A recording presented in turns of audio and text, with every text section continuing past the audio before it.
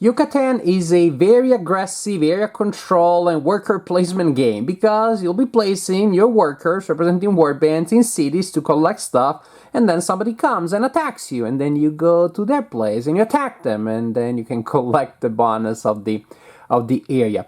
The theme is very dark. Yes, we are among the Maya, but the emphasis here is on these war bands that are going around attacking each other and collecting prisoners that will be sacrificed at the end of each round. The game lasts 4 rounds, at the end of which you see who has the most points, and that player wins the game. The game has a pretty big production. You have a large board here that goes in the middle of the table, of course, and well, it's divided into 3 cities and a central area, or to say anything that is not a city you can use as a jungle, because actually this central area can get a little crowded.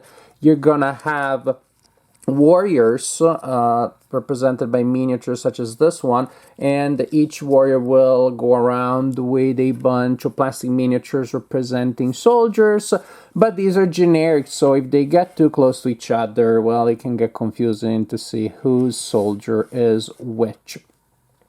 So the central area is the jungle, and these are the warbands, again represented by a main warrior plus a variable number of soldiers that you will collect during the game.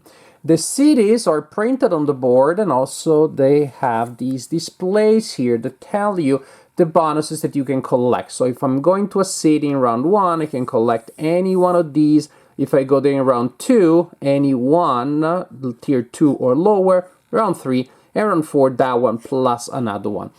From the illustration on the back of the box, it looks like these should be standing, but there was no plastic element that came with my copy that would allow me to do so.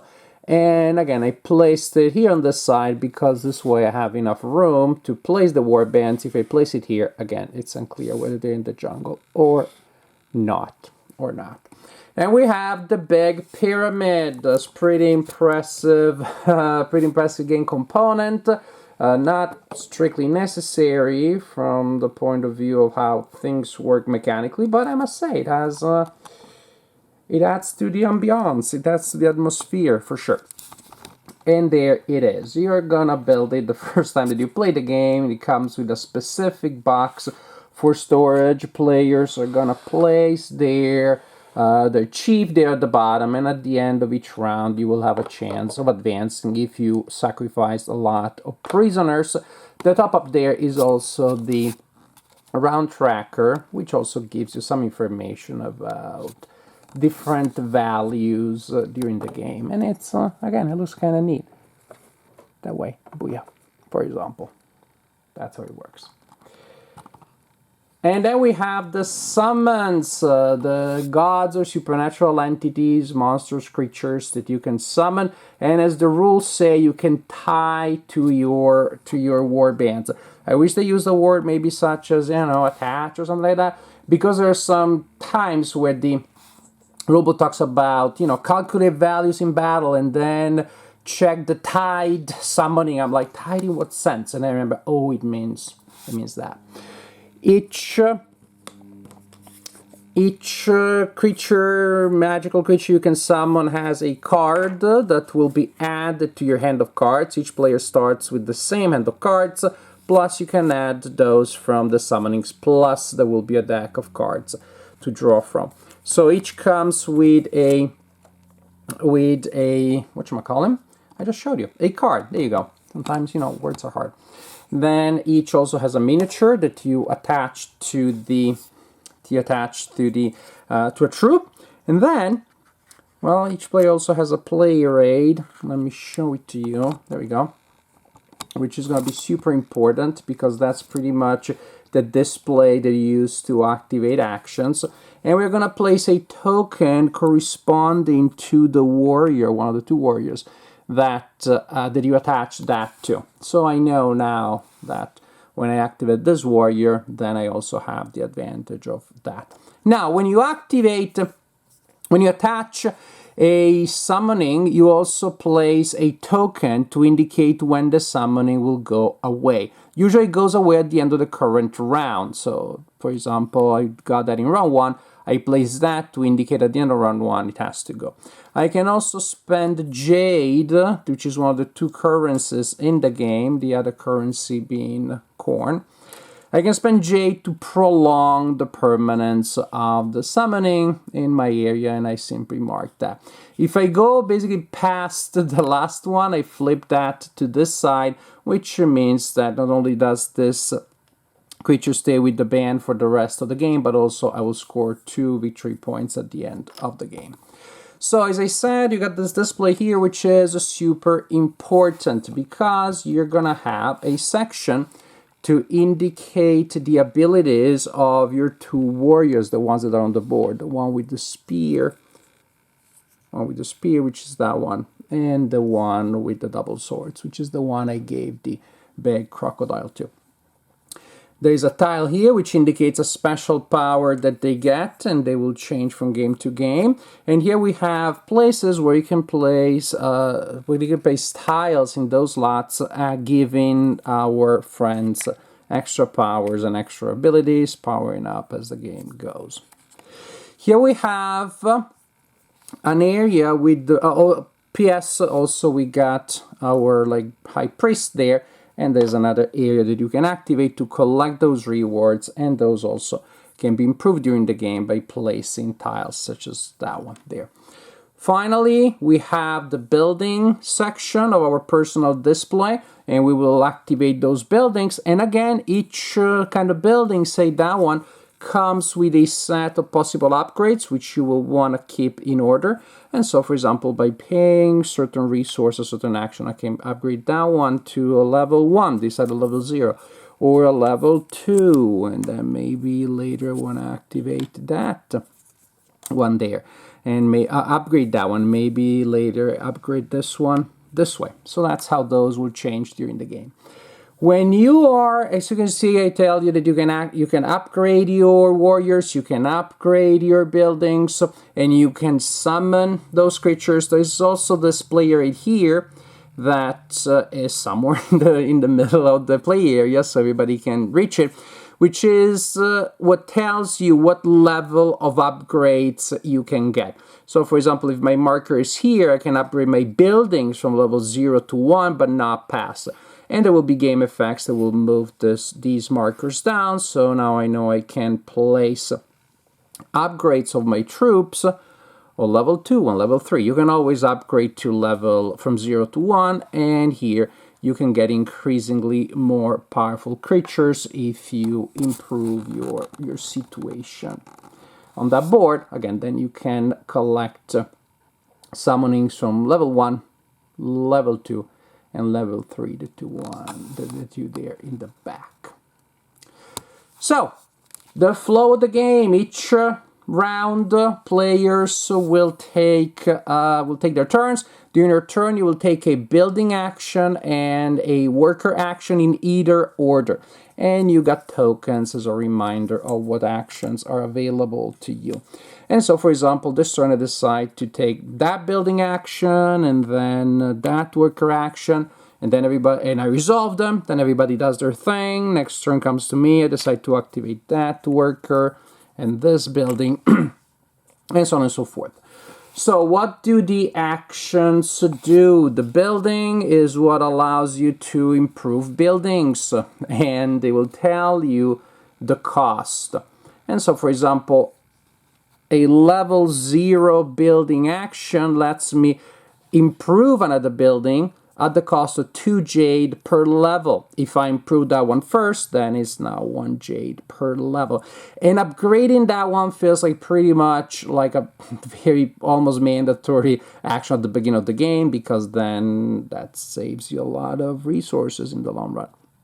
This action allows you to improve your soldiers, so by getting those tiles there, at the cost indicated depending on the level that you're at. And basically leveling up your buildings, all it does is gives you discounts, which is not bad, but also is pretty, I don't know, it feels a bit bland because it's always the same thing.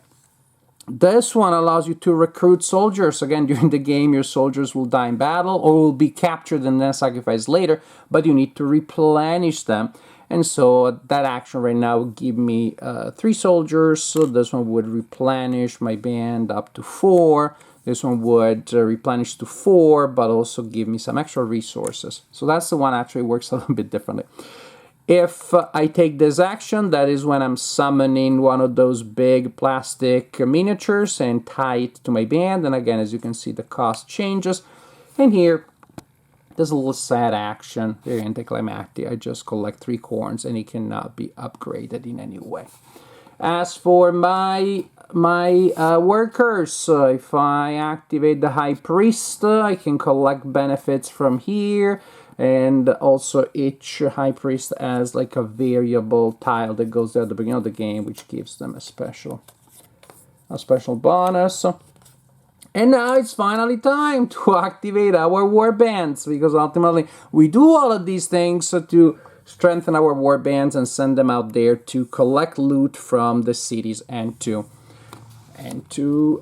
capture prisoners, which will be sacrificed later.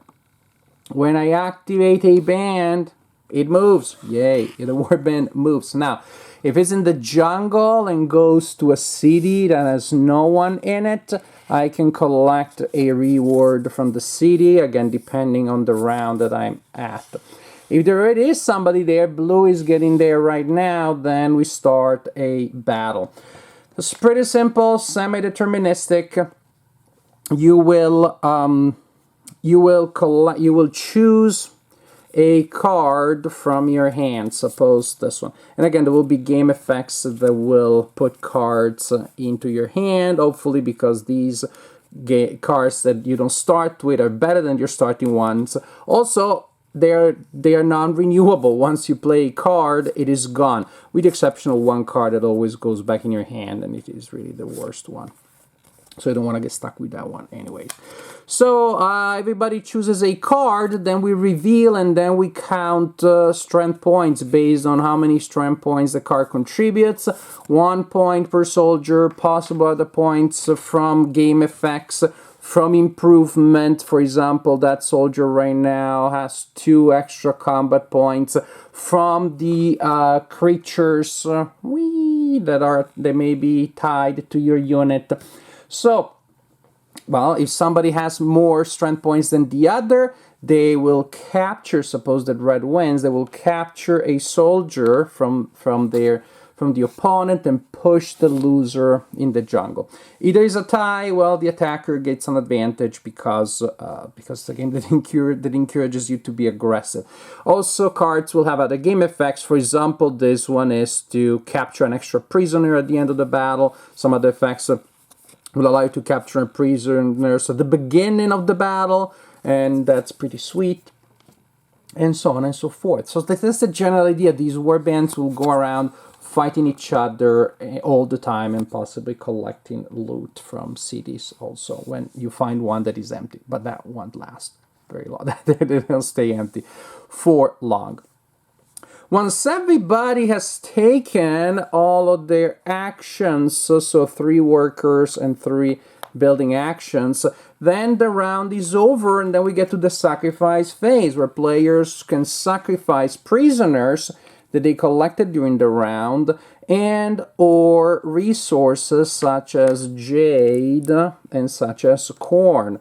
And basically they will amount to sacrifice points. 2 jade are a sacrifice point, 4 corn, that's 3.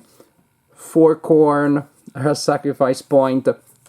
And the point value, the sacrifice point value of the prisoners changes from round to round, and it decreases over time. So we reveal them, and then based on that, there's a procedure in which players will collect different advantages. They'll score victory points. You need to be effective to sacrifice more than you did before each round. I guess the gods also suffer the law of diminishing ends. If you sacrifice 6 in round 1 and 4 in round 2, they don't like it so much. So the player who sacrifices the most will also advance here, getting other advantages such as advancing on that evolution display that I showed you earlier. So different advantages here, and again, that's when you will score the most points and you'll collect the most rewards. So this is how you play Yucatan. 3 building actions, 3 worker actions per player per round, a sacrifice phase at the end of each round. The most victory points at the end of the game wins the game. So Yucatan, gameplay is fine. Gameplay is fine, but it is wrapped together with a lot of things that, to me, made the experience less enjoyable. Generally speaking, I find this game to be underexplained and overproduced. The rulebook is not done particularly well. Some things definitely got lost in translation, including some French words that are still there in the English version. Some word choices are unfortunate because they seem ambiguous. Some sentences do not really make a whole lot of sense. You have to figure out what they mean rather than just reading it there. So it took longer to figure out how to play the game than I wish we had. As for the production, well, things look good as I hope you got a chance to see in my video. They look good, but when you're actually using these components, then you see that there are elements that start getting a little bit annoying. The board, again, get cluttered very easily, and the jungle is not big enough and doesn't have enough partitions for a good number of warbands there. The plastic soldiers, they look better than probably, wooden cubes, but then they get jumbled together. Sometimes you just see a little blur of gray soldiers and you think the opponent has 3 of them, but they have 4. Which is super important because combat is almost deterministic to a good extent. So that point makes a difference. So now the first time that happens to me that I lose a battle because of that, now I have to double check the actual number of soldiers every time. The pyramid looks nice, but I do not know that we really need it. Oh, incidentally, the box, the game comes with a storage room for the pyramid. So you don't have to take it down every time, but then the storage box for the pyramid it doesn't fit in the original box. And now you have these 2 large boxes on your shelves. I don't know how much room you have, but I'm simply gonna take down the pyramid and box and put it in here. The pyramid has already been taken down. So there's that. Which also leads me to the fact that the game has a lot of components that need to be organized very carefully. The tiles with the upgrades, you need to put them in a certain order, distinguish the building upgrades from the summoning upgrades. So setup and takedown is laborious, and again, unless you're committing quite a big shelf space, also you're gonna have to build and take down the pyramid every time, and you just wonder, I could have a track with 3 spaces, it would look less nice, but it would be easier and more playable. So there is that element there that sometimes a game is just a little too pretty for its own good, functionally speaking. Gameplay, as I say, is pretty fine, but when you look at these other elements of the overproduction, to me it feels like this game has a heart of a pretty good 45-minute light Euro in the body of what seems to want to be like an epic Euro war game hybrid. It feels like a 45-minute light Euro, mechanically speaking, once you get it going, because, well, should I get the upgrade to give me a reward here or to give a discount here? And again, it doesn't get any more Euro than that to me to select an action to reduce the cost of something. Then you buy that something that reduces the cost of something else that allows you to buy something else. And you have 4 turns. Your 4 turns. And again, the tree of decision doesn't seem to be particularly vast because the first turn, you're going to have a couple of actions that feel almost mandatory. You need to sacrifice something because there's a bonus in sacrificing something early on the evolution board. You want to upgrade your building. There's one of the summoning that is particularly good, the crocodile, which I showed you. Everybody always wants that because that eats people and you can keep that for a long time. And it's just a very effective, very relatively cheap summoning. So people are going to rush towards those objectives early on. So the first turn feels, part of it feels scripted. In the fourth turn, there are certain advantages just don't matter anymore because you got 3 building actions, and now using one of those to improve something else, to do something else, it doesn't feel all that worth it. So when you have 4 turns and 2 of them are again they're not full gameplay, it's a weakness, which I would not mind if it's a game that I take out of the box, like Ticket to Ride. I take it out, 3 minutes, 5 minutes to set it up, 5-10 minutes to explain it. We play for 45 minutes, and the true decisions is fairly basic, it's fairly simple, but it's entertaining. Again, the gameplay is entertaining here, but it's simpler than you would expect for this kind of production, for this kind of complexity, for a multi-step procedure that you have at the end of the turn to see how many sacrifice points you have and then convert them into victory points and convert them into kind of advantages that's done in different ways. It feels like an overcomplicated, simpler game. And again, that's why I say gameplay in itself, if you could detach it from this physical setting, be perfectly fine. Then you have a worker placement game in which I'm getting there and I collect something from the city if no one's there to occupy it already. Even better, I'm attacking somebody, I'm buying a card with an action, then I'm coming and use it, etc, etc, etc. But again, it feels fairly abstract anyways, despite all the plastic and cardboard in here, because ultimately you're just gonna fight so often that somehow it kind of loses meaning and it really becomes just a kind of like the equivalent of a cube that you're collecting to spend later to gain victory points. So this is basically my assessment. Gameplay is fun. It has interesting decisions, not a ton of them. It flows well once you get past the rule book. But ultimately, I do not know that I will want to take all this like real estate on the table. If I game night I have a large table and will take most of it, so you can't have 2 games going on. All this time to set it up, explain the rules, explain all the icons to players, to then have the gameplay of a perfectly fine, fairly light Euro game. And so, alas, mixed feelings from me about Yucatan.